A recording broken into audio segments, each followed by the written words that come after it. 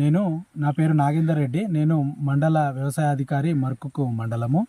మనము రాష్ట్ర ప్రభుత్వము చ ఆదేశాల మేరకు మనము ఈ ఆయిల్ పాము తోటలను మన మండలంలో దాదాపు 550 ఎకరాల్లో సాగు చేయించడం జరిగింది.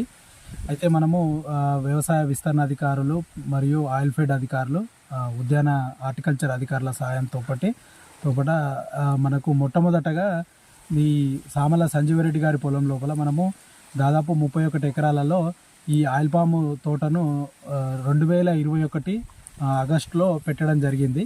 తర్వాత మనము దశలుగా అంటే మొదటి సంవత్సరము, రెండవ సంవత్సరము, మూడవ సంవత్సరంలో చేయవలసిన పనులన్నిటినీ చేయించడం జరిగింది.